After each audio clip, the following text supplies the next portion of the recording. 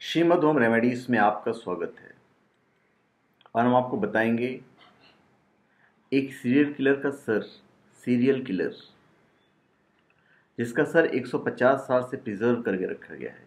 आपको पता है क्यों? देखिए, प्राचीन मिस्र में इंसानों के शवों को प्रिजर्व किया जाता था, जिनकी ममीज अब भी हमें आए दिन मिलती रहती है। लेकिन आपको जानकर ये आश्चर्य होगा कि पुर्तगाल की यूनिवर्सिटी में डियोगो एल्वेस नाम के एक सीरियल किलर का सर करीब 150 सालों से प्रिजर्व है। डियोगो एल्वेस नौकरी की तलाश में लिस्बन आया था, लेकिन बन गया पुर्तगाल का सबसे खूंखार सीरियल किलर। हम आपको डियोगो एल्वेस की कहानी बताने जा रहे हैं।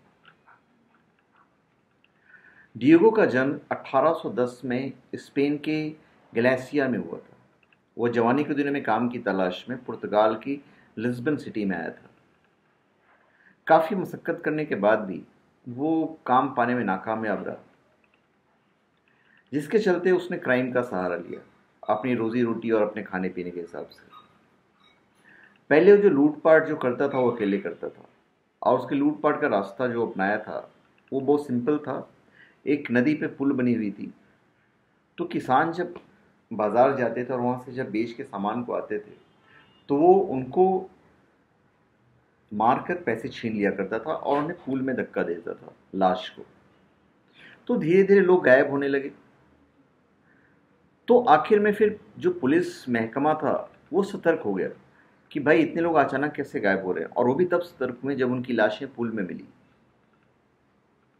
वो पुल आज भी है। तो ऐसे दर्जनों किसानों को मौत की घाट उतारा था उसने। पहले तो पुलिस को लगा कि जो किसान हैं वो सुसाइड कर रहे हैं पैसे की तंगी की वजह से, पर नदी से जब शव मिलने लगे और लगा कि ये तो हथियारों से मारा गया है, तो पुलिस जो है एक्टिव हो गई।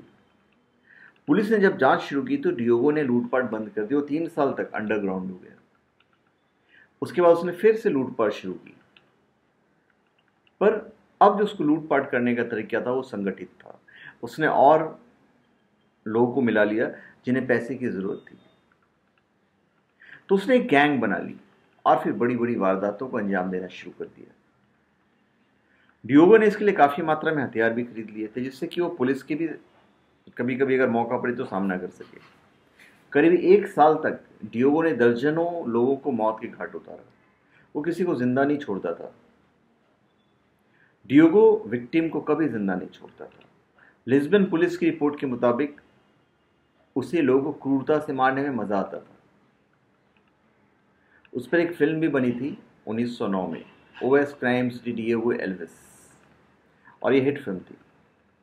अभी पुलिस को डियोगो की गैंग के बारे में पता चल गया था, लेकिन वो अपनी गैंग के साथ दिन में अक्सर जंगलों में छिपा रहता था, इसलिए पुलिस को उसकी लोकेशन का पता ही नहीं चल पा रहा था।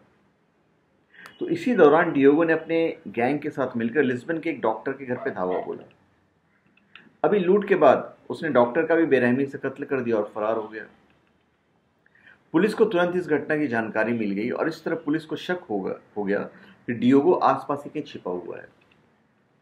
आखिरकार कुछ दिनों के बाद ही डियोगो पुलिस की गिरफ्त में आ गया और 1941 में उसे 70 से अधिक व्यक्तियों की क्रूर हत्या के आरोप में फांसी की सजा सुनाई गई। डियोगो को जब फांसी दी गई तब पुर्तगाल में फ्रेनोलॉजी, मस्तिष्क विज्ञान, एक पॉपुलर सब्जेक्ट था। फ्रेनोलॉजी यानी कि मस्तिष्क की उन कोशिकाओं की जांच करना जिनसे इंसान के व्यक्तित्व का पता लगाया जा सकता है। तो इसके लिए साइंटिस्ट को इंसानी सरों की तलाश रहती थी। इसी के चलते पुर्तगाल के साइंटिस्ट ने कोर्ट से डियोगो का सिर लेने की अपील की। इस तरह फांसी के बाद डियोगो का सिर काट कर प्रिजर्व कर दिया गया।